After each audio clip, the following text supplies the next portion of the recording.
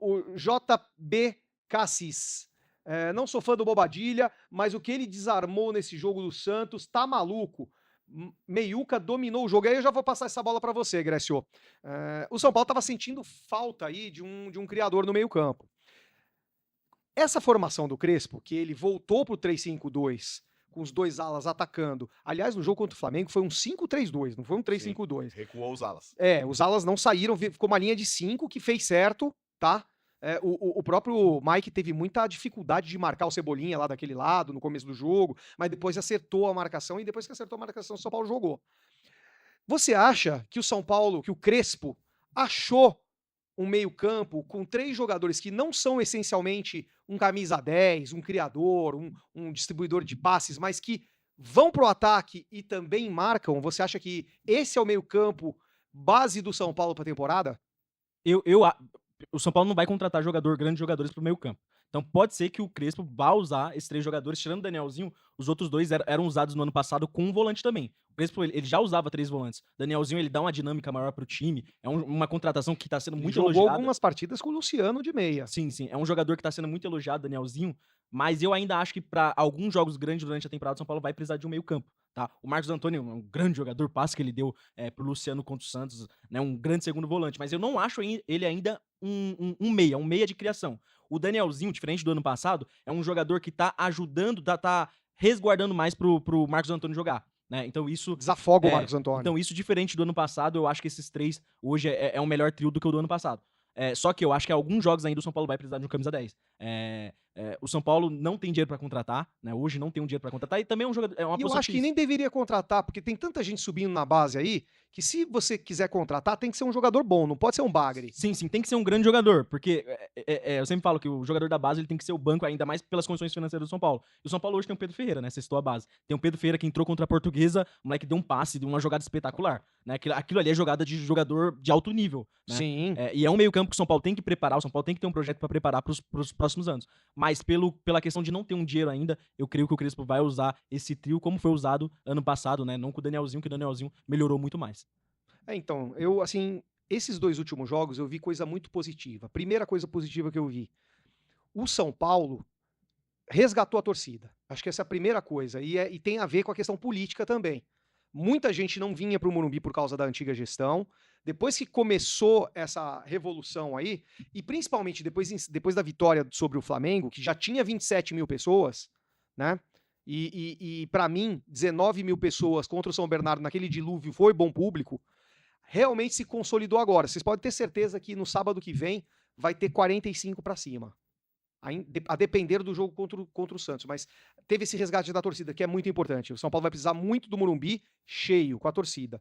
Segundo ponto muito importante. O São Paulo... Vamos bater na madeira, tá? O São Paulo não teve lesão durante o período de janeiro inteiro. O único lesionado, Paulinho, na copinha.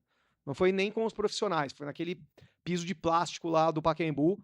Paulinho se machucou, tá lá no DM. O resto, Rian Francisco e o André, que tá em transição já, porque a lesão dele não foi perda total, né? Se fosse carro, batida com perda total. Não foi. Teve lesão, mas não teve rompimento do ligamento. E que ele fez um tratamento conservador também. Exato, tá voltando agora. Vai ser muito útil. E a terceira coisa que eu falo pra vocês, eu tenho impressão, não quero me precipitar, porque a gente sabe que o São Paulino, em geral, é um iludido. E eu sou também um iludido. Mas eu acho que o Crespo achou o time na formação. Antes do jogo contra o Flamengo, eu tava pregando que o São Paulo deveria voltar pro 4-4-2 e botar mais gente no meio-campo, porque o meio-campo não estava conseguindo fazer nem a criação e nem o combate.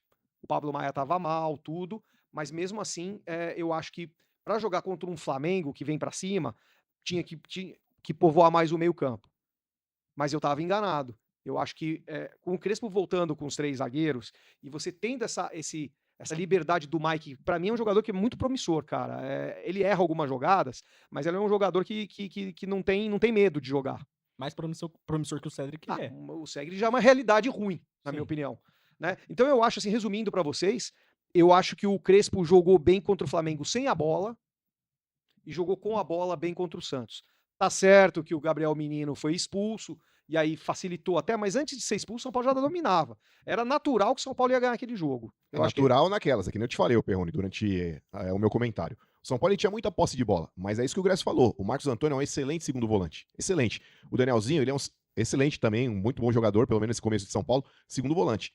Não tem a característica de ser aquele cara cerebral. Por mais que o Marcos Antônio tenha a qualidade do passe, como ele fez no gol do Luciano e alguma outra oportunidade também ele consegue esse tipo de lançamento, mas eu ainda prefiro ter o Marcos Antônio na dele e procurar um meia, seja Pedro Ferreira, que é um moleque que vem em ascensão também em categoria de base, acho que falta o Crespo dar mais oportunidades para ele, inclusive, mas o lance de acertar o time e achar a formação, Perrone, eu acho que varia muito do jogo. Por exemplo, São Paulo e Primavera. Você jogaria com 3 volantes e 3 zagueiros contra o Primavera no Morumbi? Não, contra o Primavera no Morumbi não, mas eu tô falando um jogo grande, cara. Jogo que a gente precisa combater a equipe adversária que é tão boa ou melhor que a nossa. Não, mas por exemplo, contra o Santos... A maioria do Campeonato Brasileiro tem time assim.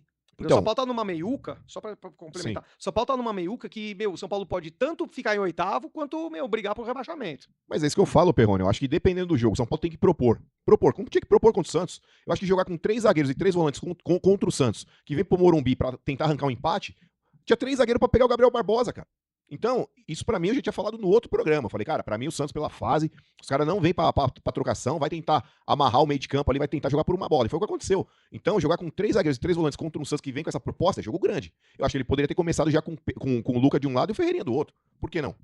Começa com um time mais agressivo, começa com o Caleri ali, por exemplo, né, de centroavante. Ah, mas não tá 100% fisicamente. Mas tem que dar cancha, tem que dar rodagem. Que nem, por exemplo, você tá falando a respeito do São Paulo não tá tendo lesões nesse começo. Tem que, sabe, fazer o elenco do São Paulo rodar. Então, acho que isso tem sido fundamental também para não acontecer lesões, não ter sobrecarga em determinados jogadores. Por exemplo, o Danielzinho foi poupado em um jogo aí já. Então é um cara que vinha numa sequência grande de jogos. Esse jogo aqui o Danielzinho não joga, beleza. Muito provavelmente contra o Santos, talvez ele fique no banco também, entre um segundo tempo. Mas é só para complementar, eu acho que assim, dependendo do adversário, dependendo da proposta que esse adversário vem atuar contra o São Paulo no Morumbi, o Crispe tem a obrigação de enxergar novas possibilidades que não só esse 3-5-2 com 3 volantes no meio de campo e com 3 zagueiros, né? Pelo amor de Deus.